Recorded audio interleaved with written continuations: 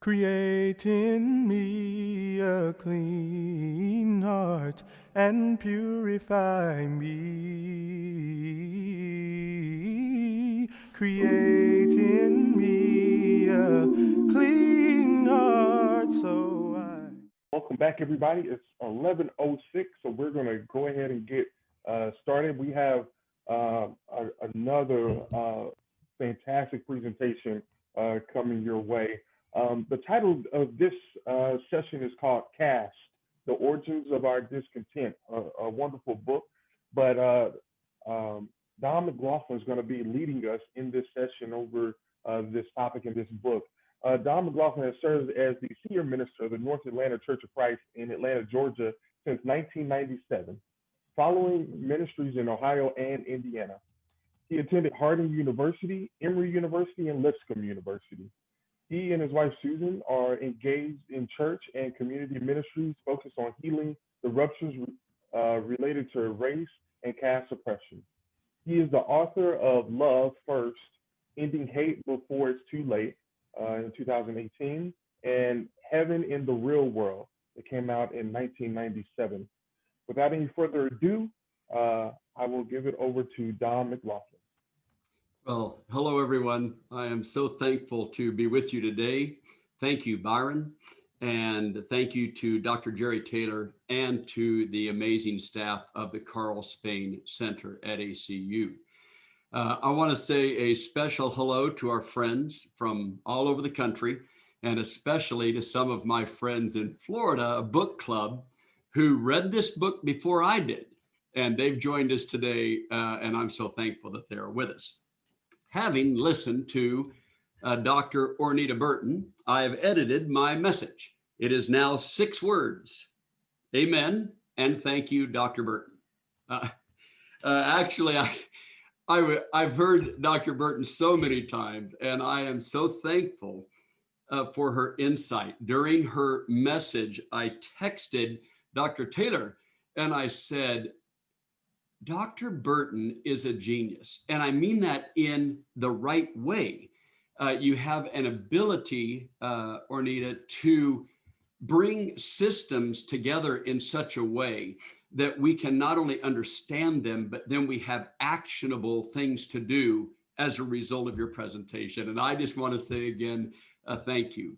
I love you all. Let's get started. Dr. Isabel Wilkerson wrote the book Caste. Many of you know her from some of her earlier works. My guess is that some of you met her as a New York Times correspondent, and some of you met her as an author. She is the first woman of color to win a Pulitzer Prize in journalism. And those of you that are familiar with her work would have her in the category of Toni Morrison and her capacity to capture thoughts and ideas. She is the master of metaphor. If you have not read this book yet, her stunning integration of metaphor alone is a captivating study. She begins the work and ends the work with 2 men. Both of them emerge in history in Nazi Germany's rise to power. August Landmesser, one of them, is the man in the crowd. He is the opening of the book. And Albert Einstein, also emerging at the same time, is the closing figure in the book.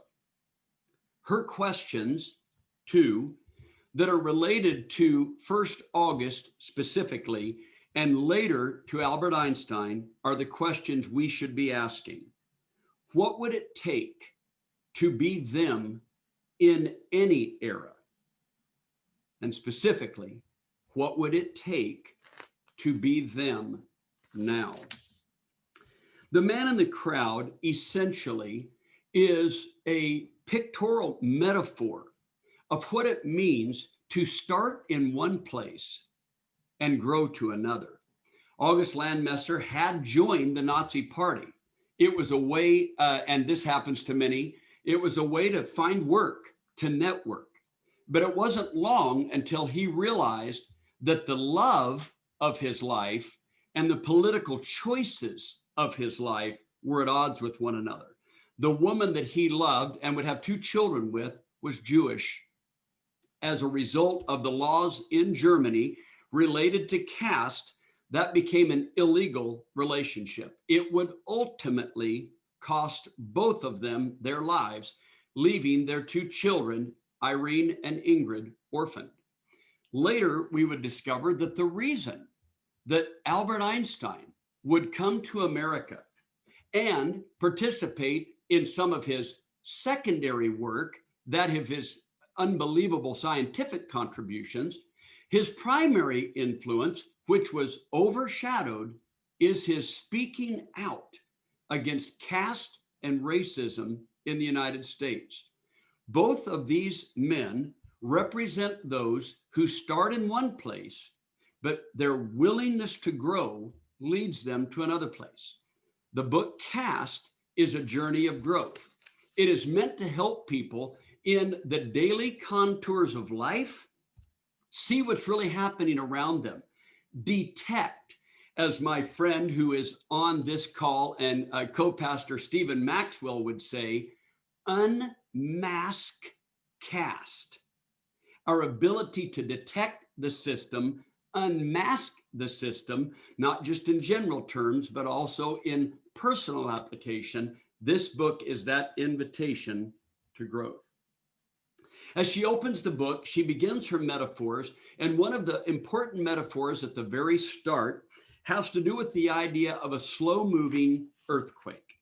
The idea that what we see eventually as a catastrophic rupture above ground has been occurring in a slow-moving way below ground, perhaps for decades or even centuries.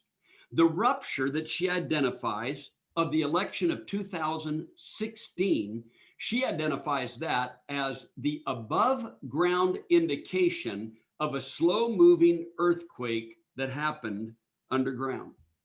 She also acknowledges in the metaphor of owning an old home, and I will read what she says. Flaws left unattended in the original foundation, many might rightly say, well, I had nothing to do with how it got started. I have nothing to do with the sins of the past. My ancestors never attacked indigenous people, never owned slaves. She replies, and yes, not one of us was there when this house was built. Our immediate ancestors may have had nothing to do with it. But here we are, the current occupants of a property with stress cracks and bowed walls and fissures built into the foundation. We are heirs, whatever is right or wrong with it. We didn't erect the uneven pillars or joists, but they are ours to deal with now. Everyone, heads up on this quote, please. Any further deterioration is in fact on our hands. I think her framing of this is crucial because she says that unaddressed, these fissures, ruptures, and cracks will not fix themselves. Using the metaphor of an unseen skeleton, caste is a system that is central to our operation. Now, caste is an artificial construction.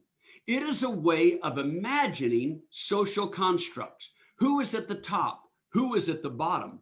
Who is enviable? Who is untouchable? The hierarchy of caste, she notes, is not about morality or feelings. The hierarchy of caste is about power and who is able to wield it to gain access to resources and benefits. When we think about these metaphors, it's important for us to understand that she's also the master of wordplay. So she uses the word caste, C-A-S-T-E, and she augments it with caste, C-A-S-T, referring to the cast of a play or a movie or a musical, or a cast that would be placed on your body in some way to cause someone or something to remain in a fixed place. The role of a cast on a broken arm is to ensure that that arm, the bone inside, does not move, that it remains in its fixed place as long as the cast is present. The same thing true as she teases out the metaphor of caste, in stating that we learn in a caste system that we are cast for particular roles, that we know our lines, we know our place on the stage, we know if we are a hero or a villain, we know if we are indispensable to the end of the movie or if we can be killed off in the first 15 minutes. The cast or miscasting is part of the role of caste, C-A-S-T-E. This is essential language for our time. I want to say to you, as a partner in this journey, as a partner in the American journey, as a partner in the work of the Carl Spain Center, as a partner with our sisters and our brothers in Minneapolis and cities across the nation, as a partner in my own family and in the church family where I have served as a pastor for 23 and a half years. What I want to articulate is this: caste was my missing vocabulary. I want to let that settle for a moment.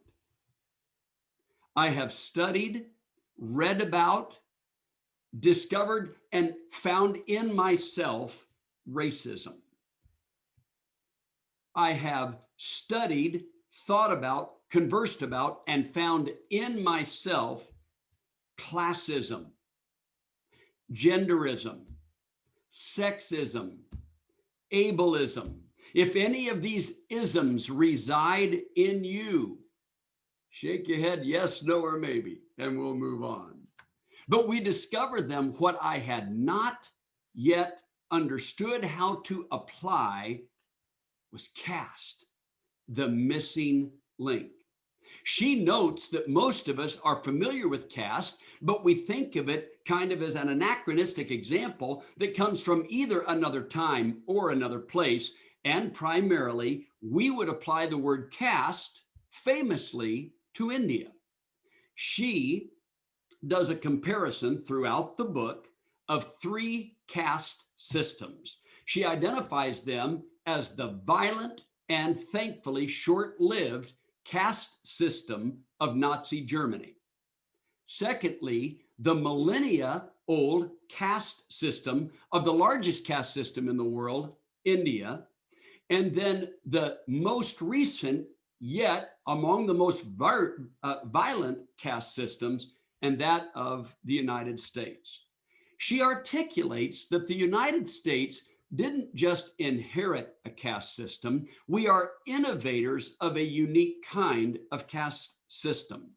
What I would ask you to do is take a moment and note a few resources that I'm going to give you.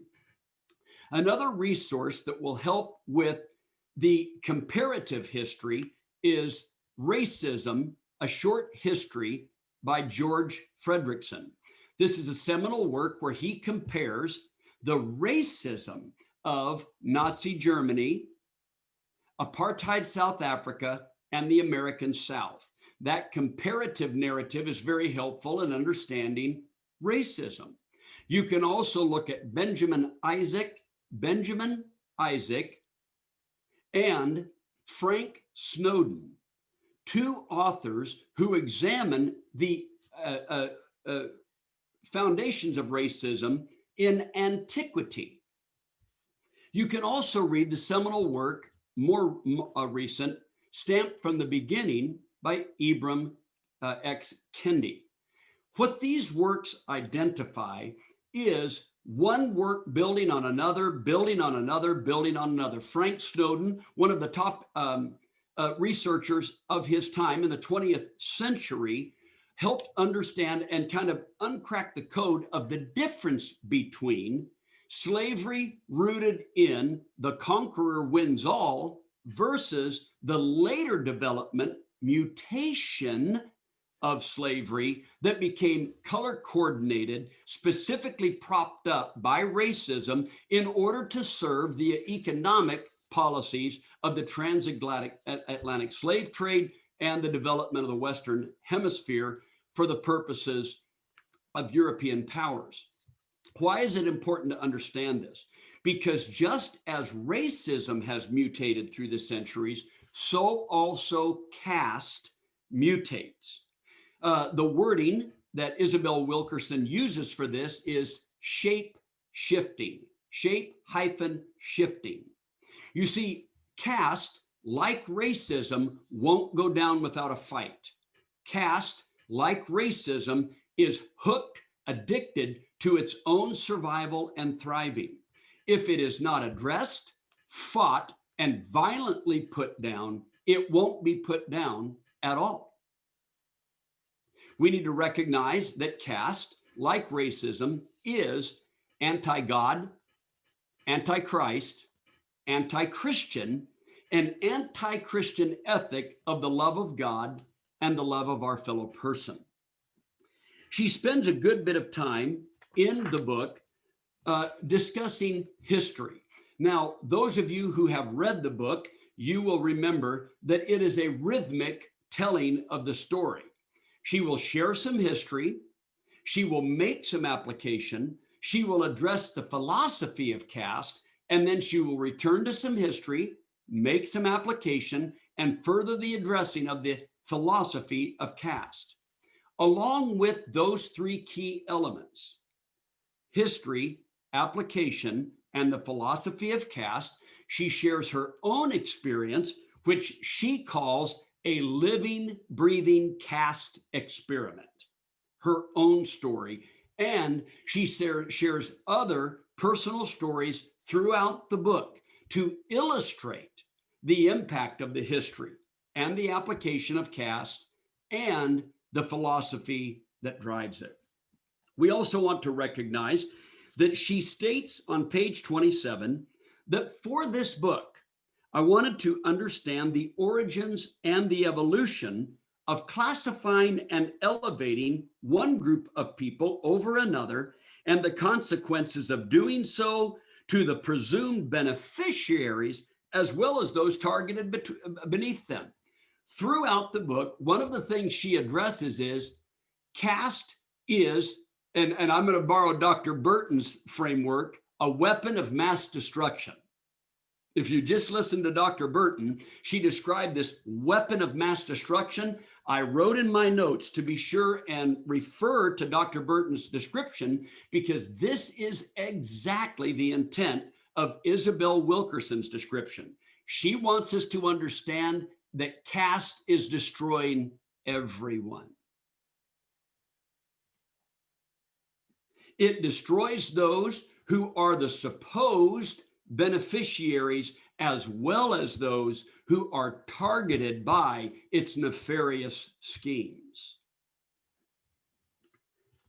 When you think about how she outlines the book, a part of it that is kind of a teaser is she gives 8 pillars of caste. And I don't know how you feel about reading books, but I was intrigued to go find the 8 pillars. I wanted to go and look for those 8 pillars so I could have an intelligent conversation in book club, right? I don't know how many of you have ever done that, but thanks to the leadership of Dr. Taylor and the Spain Center, they gave me this assignment early enough in the process that what I decided to do instead was to read the book through cover to cover twice. I read it after I listened to it all the way through the first time, and then I read it. Then I listened to it a second time all the way through, and then I read it again. Then I listened a third time all the way through, and what I discovered is each time I listened to it, I heard something I had not read. Each time I read it, I read something I had not heard. I sent to the Spain Center an outline that I prepared of the book. They have it, and at the close of this, if you would like to have a copy of the outline that I prepared, then I would invite you to ask them for it. When we think about what caste is and what caste is not, she writes on page 41, from the very beginning, before this new nation came to be, the creation of the caste system was a process of testing the bounds of human categories and not just the result of a single edict. Now, I want to relate that to a moment to something very important, and I would beg you to give consideration to this. Caste is too persuasive to have been flipped like a switch all at once. No one would have agreed to it. No one would agree in the flip of a switch to that level of illogic and violence. Those of you that know the time frame of Hitler's rise to power realize it was a series of switches that were flipped, large and small, strategic and serendipitous to their ends. This is how caste developed. Why do I bring this up? Because I want to say something right now and drive a stake in the ground. Isabel Wilkerson does not offer a one-shop stop solution for caste. Just as caste developed over time in meta-narratives as well as micro-narratives, it will have to be defeated in meta-narratives and micro-narratives. One of the benefits of her work is that she expresses caste in such a way that if the United States government did not do one thing to rectify its centuries-old sin against people of color, that does not leave me off the hook. I can begin today. If legislation takes a decade, Don McLaughlin can change in a moment and begin to treat people in a fresh way, reflecting that I not only am understanding my place in caste, the way that caste benefits me, but the way that I can begin to shed that cloak that has been put on me since before my birth. One of the final illustrations in the book is the illustration of a man in India who was born to the highest caste. As a rite of passage, which you can look up online and study yourself, he had a particular necklace placed on his body to indicate not only a rite of passage for him as a young man, but also somewhat of a second birth, a new birth, in which that necklace marked him in a unique way in the upper caste. One day, he, as he was following his father, saw a confrontation between his father in the upper caste and a member of the lowest caste.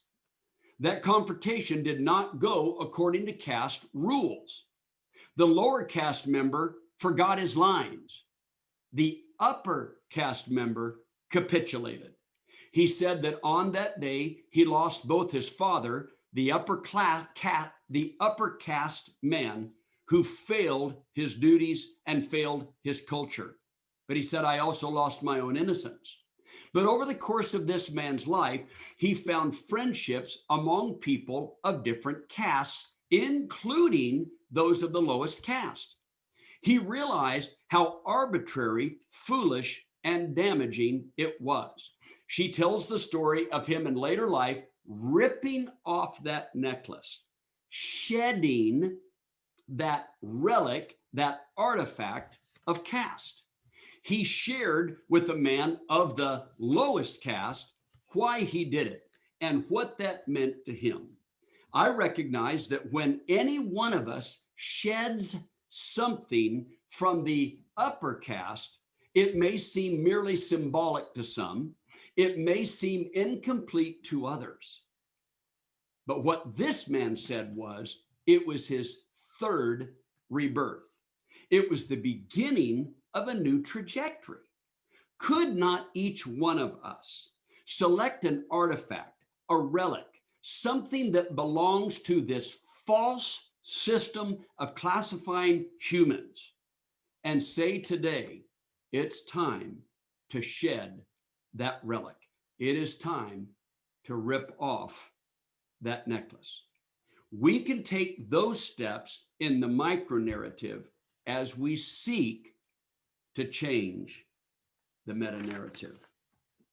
She notes slavery in this land was not merely an unfortunate thing that happened to Black people.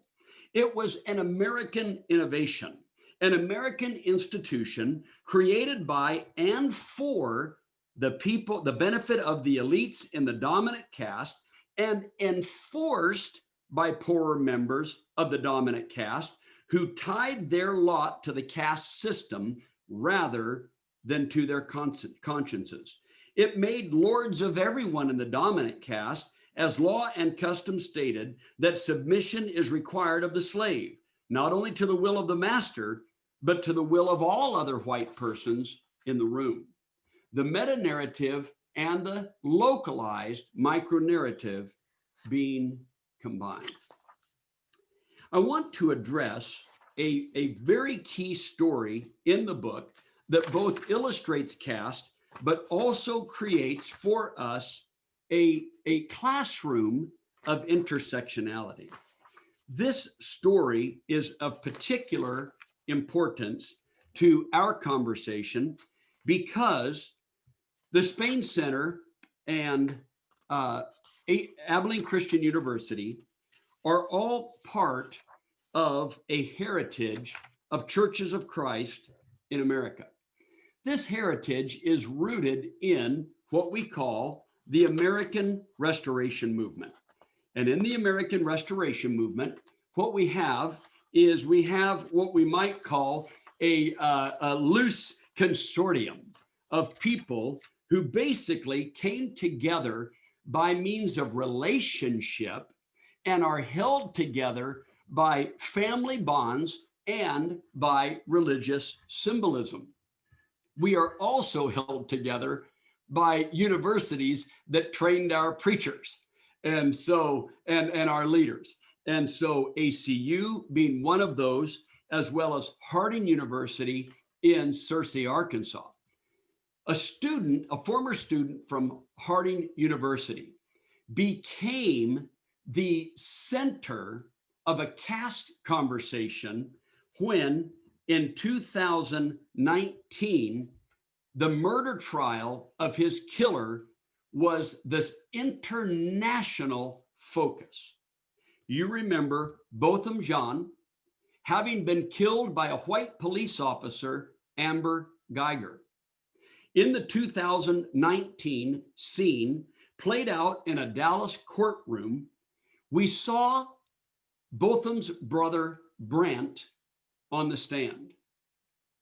He spoke directly to his brother's killer, Amber Geiger.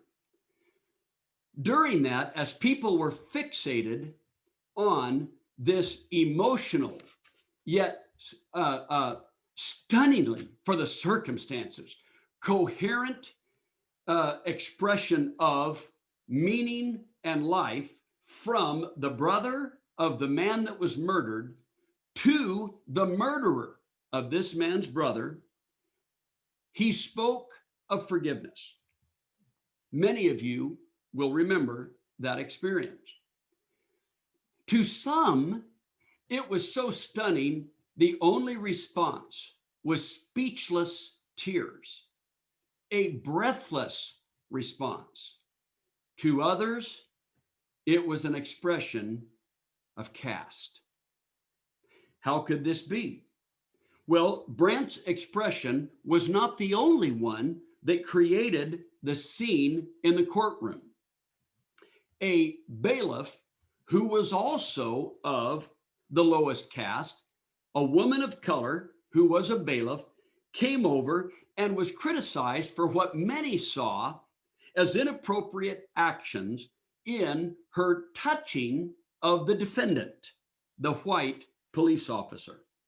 This was followed by what many believed was a completely inappropriate response of Judge Tammy Kemp, also a woman of color, who stepped from behind her bench, came around, brought a Bible, gave the Bible to the defendant, and hugged her. For many observers in the dominant caste, writes Isabel Wilkerson, were comforted by the bailiff's gesture, which they saw as an act of loving maternal compassion. Many in the subordinate caste saw it as a demeaning fetishization of the dominant caste woman who was being extended comfort and leniency that are denied African Americans, who are treated more harshly in an era of mass incarceration and in society overall. Was the bailiff showing empathy for a fellow officer? Was she patting her down, as some thought and later defended? And if so, why did she not wear gloves or have the convict stand? And why stroke her hair? Was the bailiff channeling the convict's pain, responding to ancient cues to protect the upper caste at all times, thus fulfilling the unspoken role assigned by the subordinate caste for generations? Now, I'm going to stop here for a moment. I want to give each person in attendance a moment to reflect. All I would ask you to do is just reflect. Reflect in your mind, women and men, younger and older, people of color, people of European descent, people who are neither of people of color nor of European descent, but people who descend from other regions of the world. Take a moment. If you can recall that moment, go back to that courtroom, think through how Elizabeth Wilkerson shared the experience, and just reflect for a moment.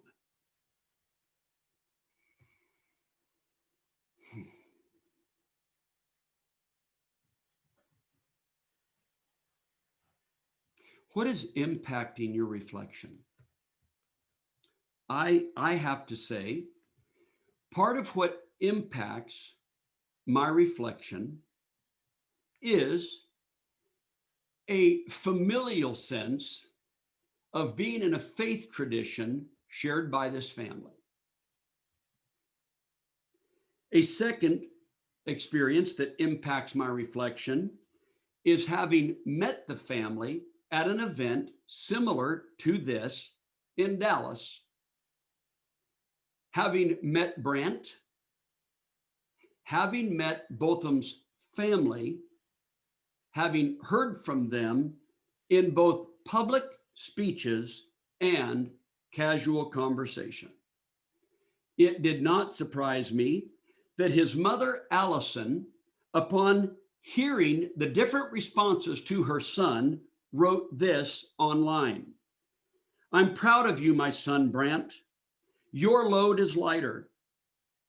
She wrote on her Facebook page following the event. She added, "Regardless of the views of the spectators, walk with God always. Forgiveness is for the forgiver, and it doesn't matter what the forgiven has done with it." Reverend Dr. Bernice King added context. "God bless you, Botham Jean's brother," wrote Bernice King, the youngest daughter of Martin Luther King Jr. and Coretta Scott King. "But don't confuse his forgiveness with absolving this nation for its gross, bitter discrimination against Black people in a myriad of its systems and policies, racism and white supremacist ideology. It can't be hugged out." Al Sharpton continued the conversation. "I understood what that young man was doing. He did that statement for him, not for her, to show that he was a real Christian," Sharpton said on MSNBC. He added that while he disagrees with Geiger's sentence, he believes that Jean offered the country a moment of healing by embracing the former police officer. Roxane Gay continued the conversation. For some, the circumstances brought to mind an essay that Roxane Gay wrote about forgiveness in the aftermath of the deadly shooting at the historically Black church in Charleston, South Carolina. Black people forgive because we need to.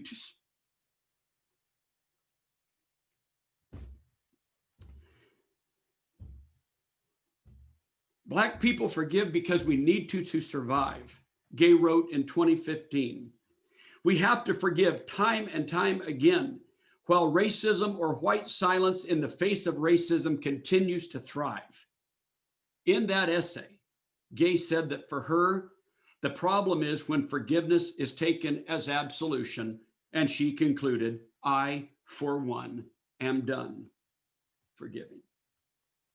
Dr. Cornell Brooks, NAACP president, wrote, I have preached forgiveness for 25 years, but using the willingness of Black people to forgive is an excuse to further victimize Black people. It is sinful.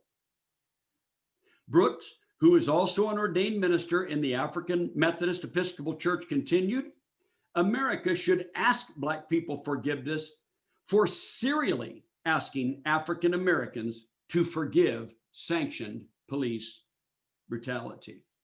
If you ask for my outline, all of this is included. Botham Jean's case in the book is set in juxtaposition to the case of Deandra Somerville.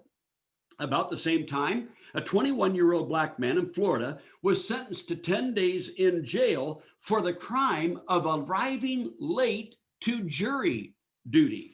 That is also included, to which Trevor Noah wrote, you know racism is bad in America when a Black man can get thrown in jail at someone else's trial.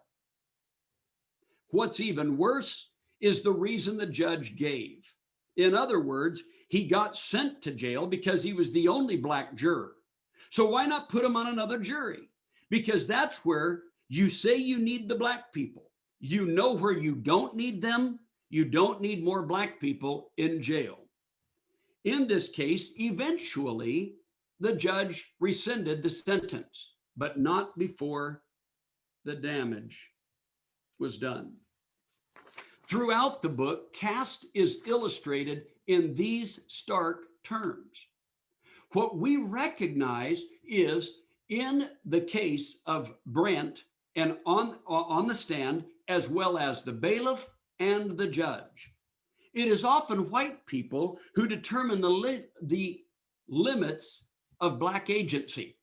It's white people that say that either that was a good step or a bad step. However, we don't want to also ignore the commentary of other people of color who witnessed their actions, but struggled to define why it was that they felt the actions were right or wrong, or that they were right for some and wrong for others. What I would suggest is this: rather than trying to solve the question in one case, we should step back overall and admit none of this would be a conversation if it were not for caste.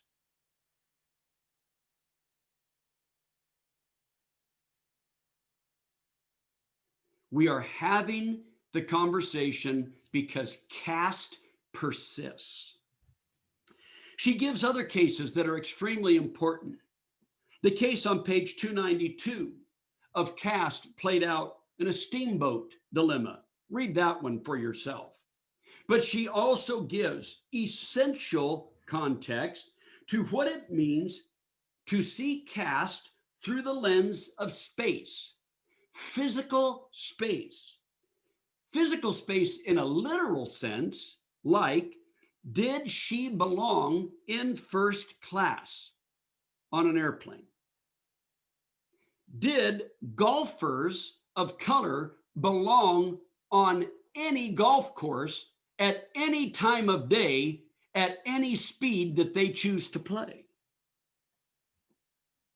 Did a doctor from Kentucky of Vietnamese descent deserve to be drug off a plane with his teeth knocked out because they determined that that was acceptable and allowable action in regard to him, distinguished surgeon or not.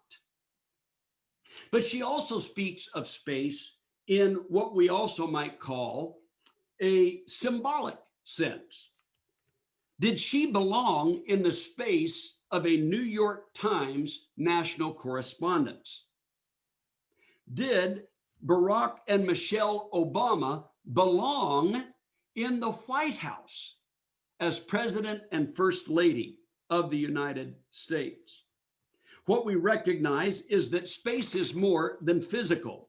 It is an imagination of where people of color should and should not be, tracing back to what she said about caste, C-A-S-T. She shares an example on page 308 of a fascinating class. I want to read this paragraph to you. It seems that people in the dominant caste know in their bones that the playing field tilts toward the group they happen to have been born in. Years ago, back in the 1990s, political scientist Andrew Hacker posed a theoretical question to his white undergraduates at Queens College in New York City. He asked them how much they would have to be paid to live the next 50 years as a Black person. The students thought about it and came back with a figure. Most said they would need $50 million, $1 million for every year that they would have to live Black. They felt they would need it to buy protection from the discriminations and dangers white people know they would face if they were perceived to be Black. But I would like to suggest that their figure falls short because, as Dr. Isabel Wilkerson describes, the cost of caste is more than what can be perceived just in protection or in some of the things that we would go about in our daily lives. It has to do with emotional impact, psychological impact, generational impact. She tells a story of flying from Chicago into Detroit, only to be followed to the rental car station by two DEA officials. They hassled her all the way to the rental car place where her skills as a reporter flipped the script. She started investigating them rather than them investigating her. It brought it to a close. She stepped out, she got in her car, and then it all slowed down and it hit her. It's not over. Just because they are not standing or sitting or staring at me. Just because I am now in my rental car cleared of their accusation. The other people on that rental bus got in their cars, went on about their business, and continued their day uninhibited and unhindered. Me, I was paralyzed in what had happened to me. You see, what those students may have underestimated is the therapeutic damage. I would suggest that caste is a weapon of mass destruction. It is a pandemic that has infected the entire nation. It is being passed on through our societal genetics. And it is time for us this day, as a result of this conversation, to ask, what would it take to stand in the gap and make a difference right now? One of the primary stories that stood out to me was the removal of the Confederate statues, 4 of them, in the city of New Orleans. The steadfastness of 7th-generation Louisianan, the Mitch Landrieu, who is the mayor of New Orleans. He stated clearly that these statues weren't benign, that they were weaponized reminders of the caste system. So what are the relics, the artifacts, the weaponized reminders of the caste system that we must shed today. Well, some of it is, as we would say, part of the meta narrative. One of the shepherds of our church shared recently in a Be the Bridge group that he and I are both a part of. He said there was a time just less than 60 months ago where I would have not understood at all what is the big deal about tearing down these Confederate statues. This white septuagenarian said the other night in our group, I now not only understand it, but I fully support it. You see, the transformation that's taking place in him is the transformation Isabel Wilkerson is seeking to ignite and sustain and grow. I'll close with this quote from page 38. The fact is that the bottom caste, though it bears much of the burden of the hierarchy, did not create the caste system, and the bottom caste alone cannot fix it. The challenge has long been that many in the dominant caste who are in a better position to fix caste inequity have often been the least likely to do so. Caste is not the physical object like a wall of bricks or a line of barbed wire. Caste is a notion. It is a state of mind. With our current ruptures, it's not enough to not be racist or sexist. Our times call for being pro-African-American, pro-woman, pro-Latino, pro-Asian, pro-Indigenous, pro-humanity in all its manifestations. In our era, it's not enough to be tolerant. You tolerate mosquitoes in the summer. You tolerate a rattle in the engine. You tolerate gray slush that collects on the crosswalks in winter. You tolerate what you would rather not have to deal with and you wish would go away. It is no honor to be tolerated.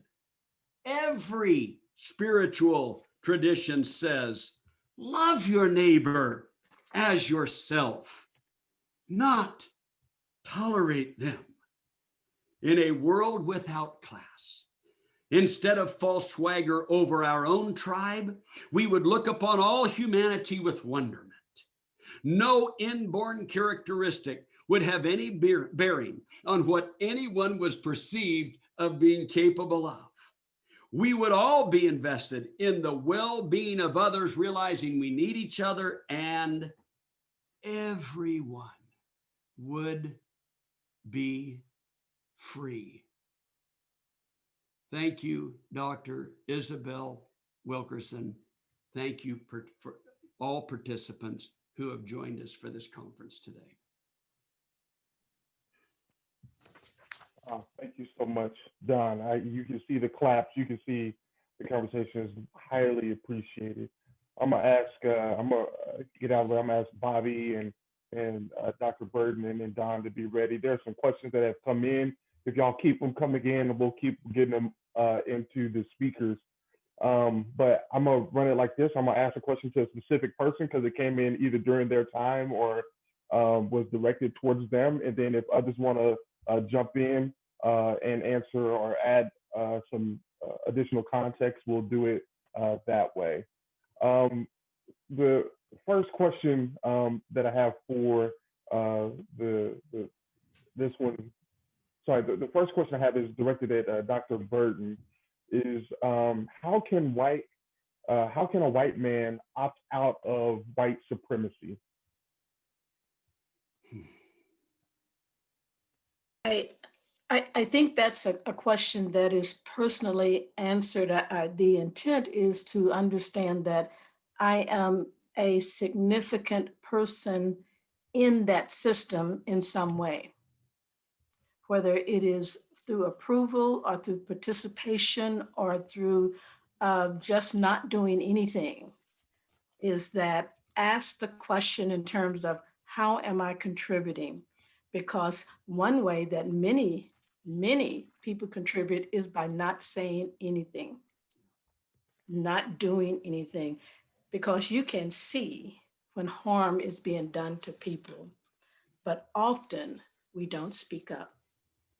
So asking God and allowing Him to let you act, because we are here for a reason.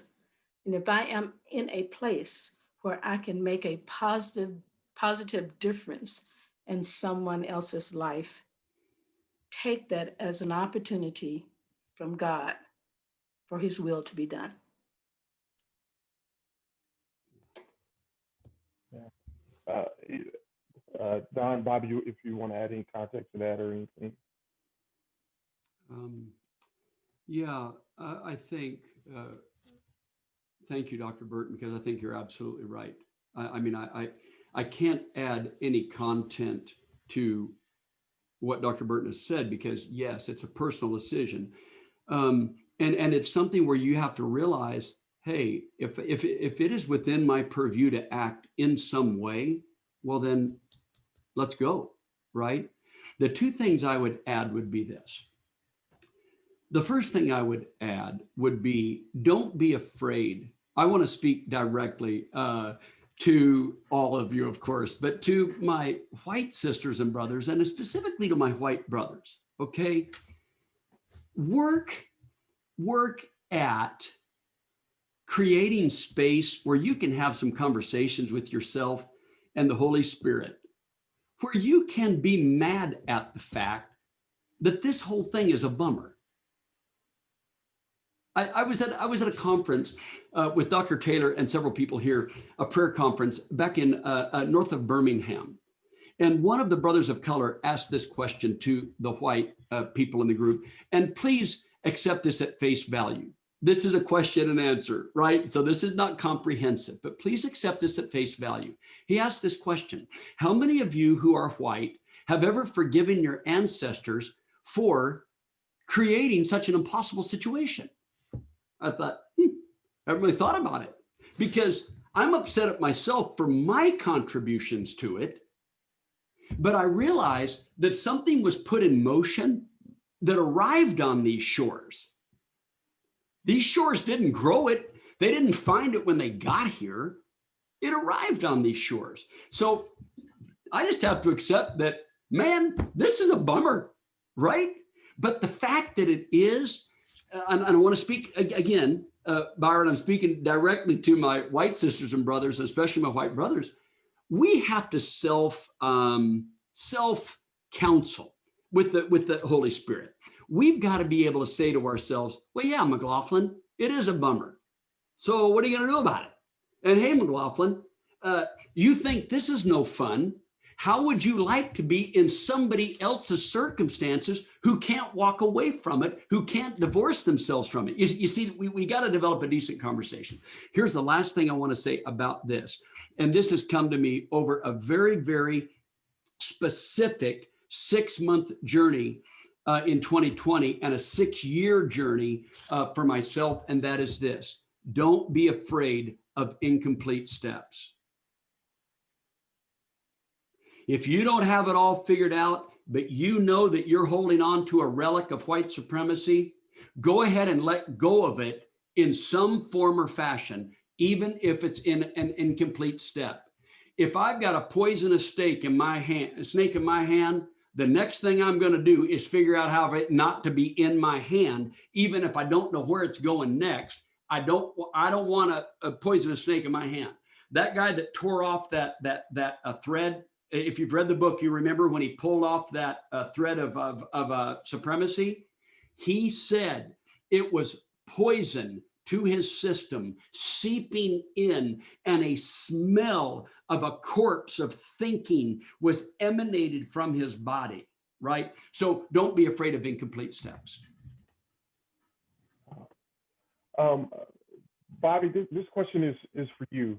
How has Black elitism impacted, number one, the COC, as to the following relationships: Black to Black, Black to white, and Black to Asian, Hispanic, etc., other people of color, as well as the Black COC responses to civil rights movement. So how has Black elitism impacted the Church of Christ in terms of relationships Black to white, Black to other um, marginalized groups, and then Black COC's response to the civil rights movement? Mm. That's for Bobby. Well, I appreciate the simple question. Wow. Okay. So some of those, because of a lack of experience, I will not be able to speak to, Black to Hispanic or Asian. But I can speak Black to Black. I believe I can speak Black to white, and I believe I can speak on attitudes as it relates to the civil rights movement. I want to say, first of all, the type of Black elitism that's seen in the book is not typical of what we're going to find in our churches, because that type of Black elitism is so far beyond us. Yeah, well, maybe some here that are part of it, but we don't tend to run into people on that particular level. But the attitudes are certainly present, and we strive to mimic what we see and what we know about. Now, regarding Black to Black, the elitism within Churches of Christ is strong. It's very strong from what I have seen. We definitely have our hierarchies. We have our unwritten rules that I've definitely seen there. And when you preach at larger congregations, you see this phenomenon. More prevalent. I've had the privilege of serving a few congregations over the 200 mark and 500 mark, which is pretty it's large in the sense of African American Churches of Christ, and the attitude of the city that this is the mother church says a lot. So I've noticed that the promoting of various organizations that people are a part of tends to be privileged over almost one's relationship with Christ at times. It becomes a deciding factor who gets into leadership. I have been in congregations where I know that certain men were not considered, in being we weren't as progressive to consider women, obviously, but men were not considered for leadership positions based on their complexion, based on the amount of money they made. Their spirituality was not considered. They did not have the right look. And I've seen that over and over again. I could almost size up and know when I go into a congregation what type of church it is and what we're after. Some of it, I think, is just a reaction of us wanting to be first class, as we say, and to compete, which I've heard that kind of language before. So Black to Black. Now, Black to white, we have a phenomenon where a lot of our Black members don't think that our Black Churches of Christ are good enough for them, quite honestly. And they will move across town to find a predominantly white church. And a lot of times I've watched them accept, I would consider, inferior positions at predominantly white churches, that if they had served at Black churches, they would have been serving in a role that's probably more suitable. I know this is the case because when Black members will come visit, other Black members come visit the Black members in that church, there's tension there, because a lot of times Blacks will pride themselves on being in spaces where there are not a lot of Blacks there to begin with, because that tends to bring out a uniqueness and a sense of feeling special. And that's one of the reasons why I said, as a white person, if I have Black friends, but my Black friends don't have Black friends, that's a red flag. If I have Black members, but they are uncomfortable around other Black members that visit, that's a problem. We're not really integrating. We're just furthering the simulation. Civil rights, same thing. It has been an uphill battle to try to help Black Churches of Christ, to the ones that I've been a part of, to be serious about civil rights and social justice. And I do attribute that to a kind of some of that is theologically based, because we have bought into the division between the secular and the spiritual. But as you read some of the attitudes that are present, in Black elites, some of them had the same attitudes towards Blacks themselves. And so it's like, well, that's for them to work out. So I don't know if that answers the question, but. Yeah, no, thank you. I want to keep going. Questions are coming in, so we're going to keep it going. This question is, I'll just put it out there. It's really not directed, but what systems are in place among us in the COC, both congregationally and globally, that we might identify, address, and dismantle or destroy? I think this is talking about systems of race or caste or even elitism. So all three of y'all can get in there on this one in some way. That's a tough one, but I'd like to speak to that just for a second. Is that we tend to divide ourselves up. I think that that's relevant. In the sense of that, I notice even in, for example, in churches, in terms of prayers, I noticed that, at least in our environment, there are a lot of prayers that tend to specifically address certain groups. Say, for instance, is that sense of that I pray for the military and I pray for the police and I pray for those who are first responders. And so we tend to be very selective in our prayers at times. I don't think it's so much intentional as opposed to that we can get caught up in our personal interests.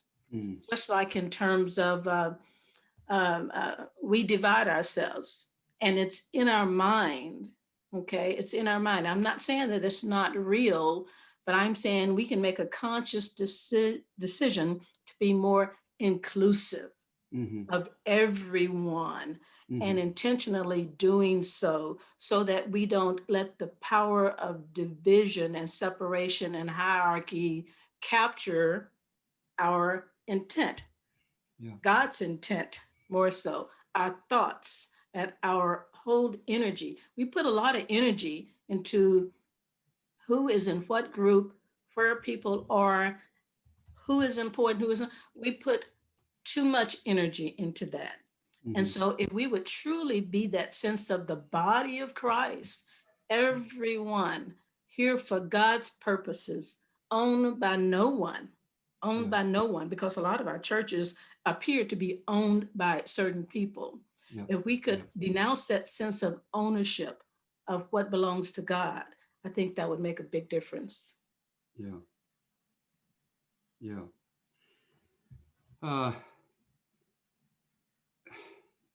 You know, what I feel, Byron, to be honest, is I would love to hear Dr. Burton flesh all of that out as systems theory, right? And I mean that, you know, because we recognize what she said earlier in her lecture about the layers and the characteristics. You remember that part of the outline? I just thought, exactly. So let me give you an anecdote that can help, right? So the Brotherhood of Men Conference that is hosted in Dallas every year, led by Emmanuel White, right? So we've been friends for a long, long time, and he brings together an incredible collection. Some of the men I've met at that conference are here, right? But after speaking one year, Dr. David Jones from Nashville, Schrader Lane, you know, one of our elder statesmen, right? He came up after I got done speaking. All right. Now I'm transparent. Those of you that don't know me yet, I'm pretty wide open. So here it comes. He just walked up, put his arm around me, and stood there and reiterated to a group of men what I had said. And about 3 minutes into it, I figured out what he was doing. He was expending his capital. He was extending his reputation to be inclusive of me, right? Now here, anybody that knows Dr. Jones, If Don McLaughlin and Dr. Jones were in the room, and nobody wondering who's the smartest man in the room, right? That's not what he was doing. He was doing, in essence, what I think needs to be done. And that was, he was saying to people, let's expand and make room for this conversation. Let's not cast people out or set people aside, because our history has taught us that this conversation can't be had, right? So what I've seen Dr. Taylor do, and of course the work of the Spain Center, but I've seen many people do it, is just that. It's the process of saying, hey, everybody, sit down, grab a cup of coffee, get you a drink of water, sit down, and allow ourselves to expand out around a conversation, rather than feeling like the only way to navigate this is to end a conversation, or to go back to traditional binary constructions that if someone says this or does this or goes here or does that, then they're either in or out. And I think that's one way that white supremacy functions, is it stirs those binary configurations so that it can separate and continue to conquer and devour people. And people like me, have to absolutely fundamentally resist that. So when I'm thinking of a conference where some people felt uncomfortable if I would continue being the speaker. So the conference coordinator reached out to me, said, hey, I got to have a tough conversation, I said, this ain't a tough conversation, because this ain't about me being the speaker at that conference. The conference is bigger than that, and the people that attend are bigger than that. And not only that, I'm coming to the conference, whether I'm a speaker or not. And I'm going to be there year after year after year if I'm not the speaker, because that's not what this is about. And if we're going to make a change, that's some of the stuff we've got to do more of, is tangibly stick in there with each other when the conversation goes to places we're not familiar with how to navigate. Thank you. We're gonna get this last question in there because we're coming up against time. But this is it's a doozy of a question, but I gotta put it in this space. When it comes to all the things that white folks have been given since 1619, since that of free land, free college, and access, what can white folks do in terms of economic and wealth? And I think that's directed for individuals that have either been looted or have not been given access to those things.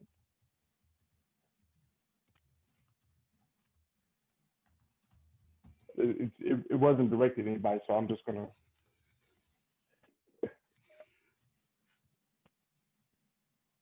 I ain't gonna lead out on that one. I'll speak to that. I'm not speaking as a white person, but I'm speaking as an understanding of resource allocation and the understanding and a realization that there's some things that don't belong to me. Mm-hmm. Yeah. And we teach our children that, right? It's just because I want something or just because it appeals to me doesn't mean that I should have it. And there is that sense of where, there's a lot of scripture that speaks to that, and I think that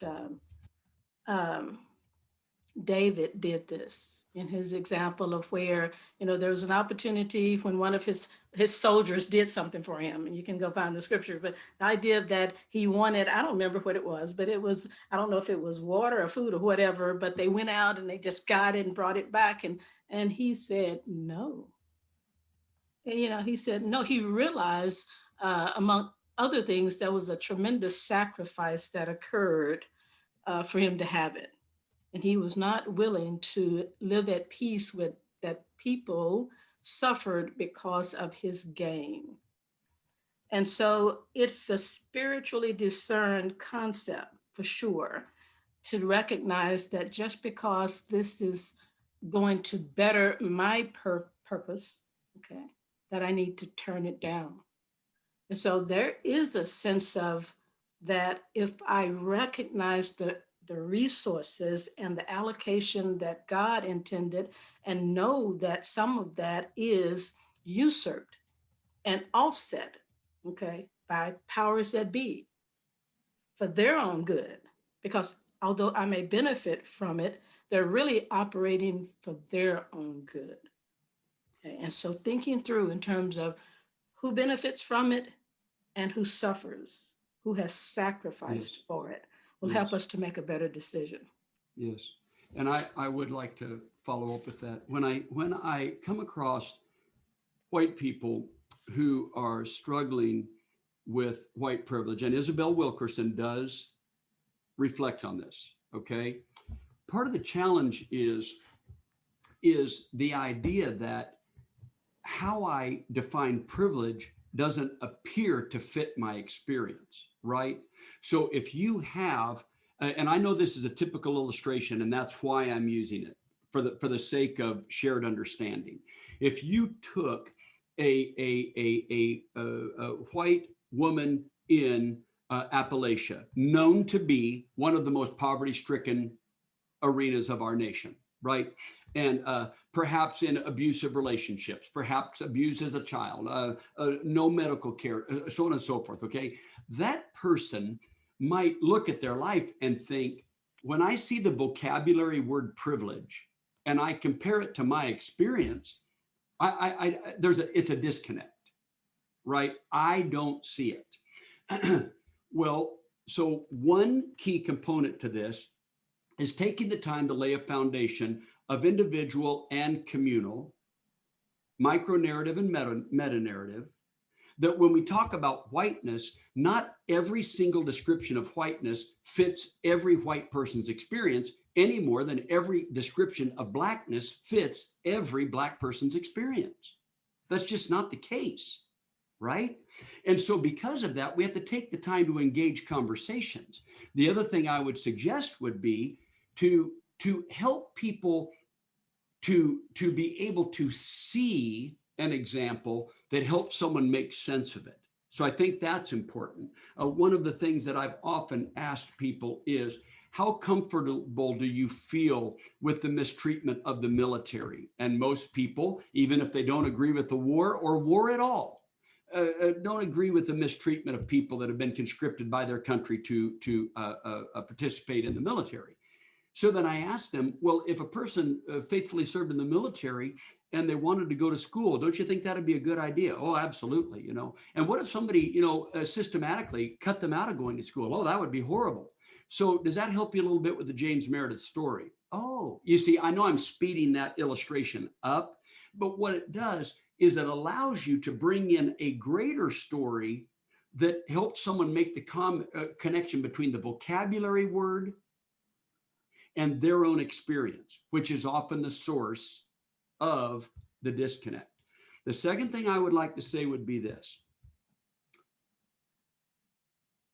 I cannot imagine a greater lie rooted in any society in the history of the world. And I do a good bit of history. I'm just trying to think through the Rolodex in my mind right now.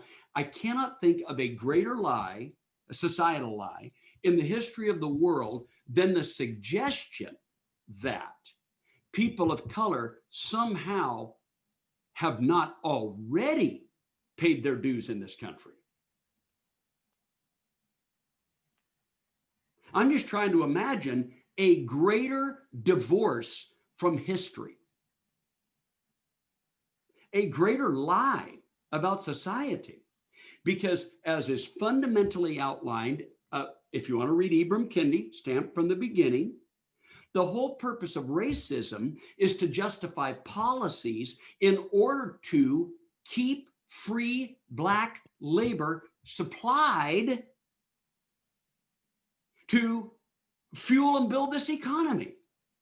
So what stuns me is the suggestion that somehow we don't know how to do reparations.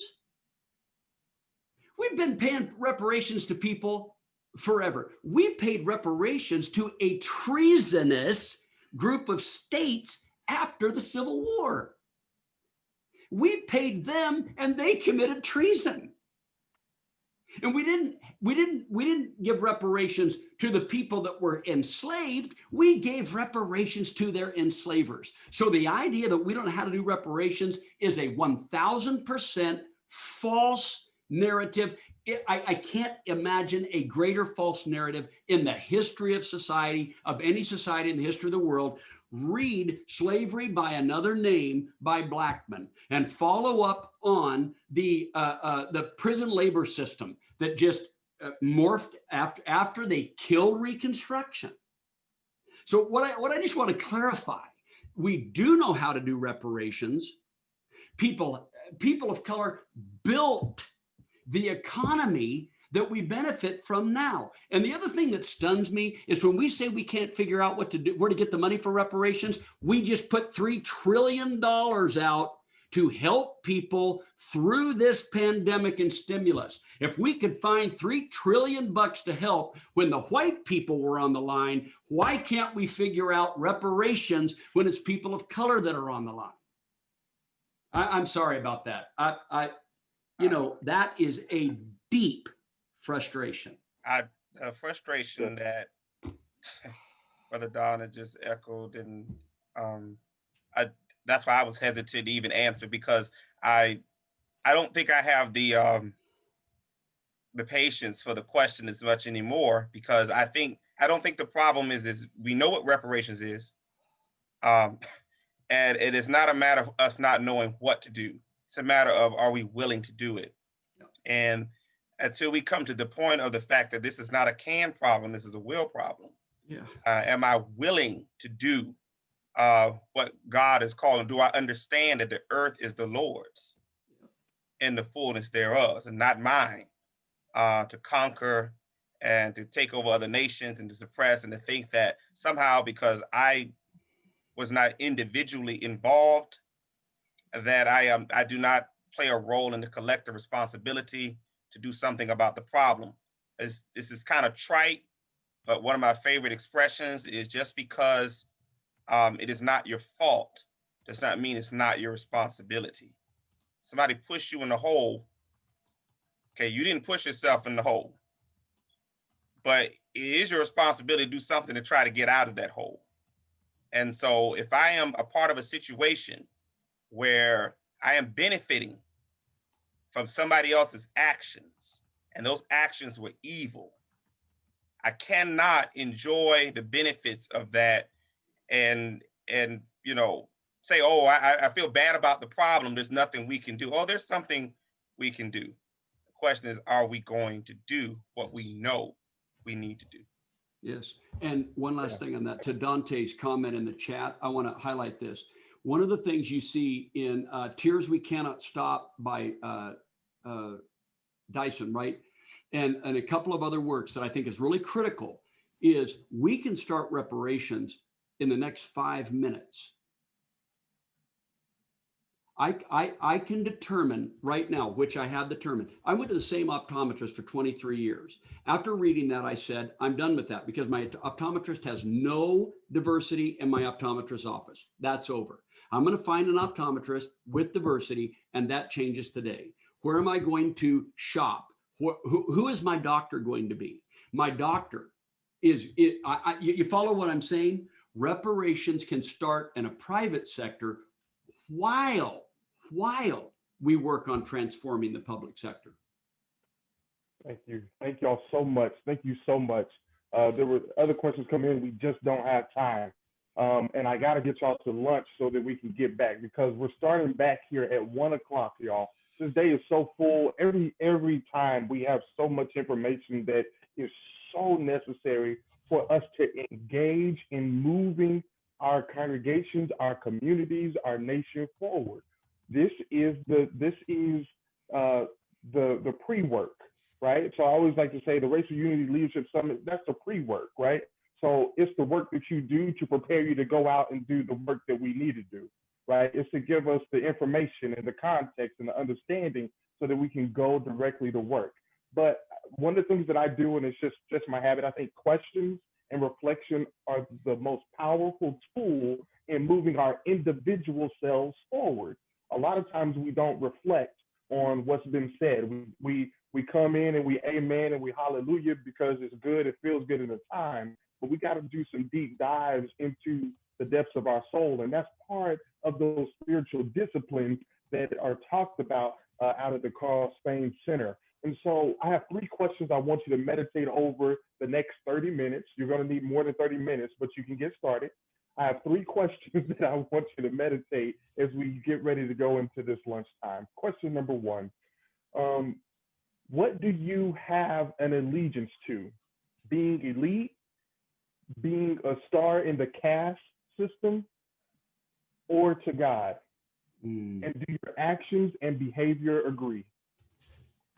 What do you have an allegiance to? Being elite, being a star in the caste system, or to God? And do your actions and behavior agree with your answer? Question number 2. Do you think the American caste system has caused damage to the souls of white Christians? Do you think the American caste system has done damage to the souls of white Christians?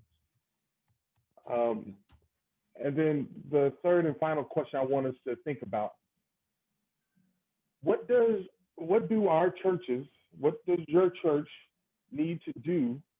Even based off our last little conversation here, what does your church need to do in terms of reparations? When we look historically, especially in the churches of Christ, we didn't get black churches and white churches and Latino churches by accident. So what does your church need to do in the cause of reparations? What does your church need to do? And for Black folks, maybe we want to think of what does your church need to do in terms of Black elitism? And maybe we need some repair there as well. But hey, we're going to lunch now, so please, you have 30 minutes. We're going to be back here at 1 o'clock. At 1 o'clock, we're going to talk about the Christian imagination, and we'll be led by a panel leader, Joshua Jackson. So be back on the call at 1 o'clock. Get your sandwich, get hydrated. I know some of y'all have been shouting and running around your house for the excitement. Make sure you stay hydrated. Make sure you stay grounded because we have a lot of work to do ahead of us. Enjoy your time at lunch.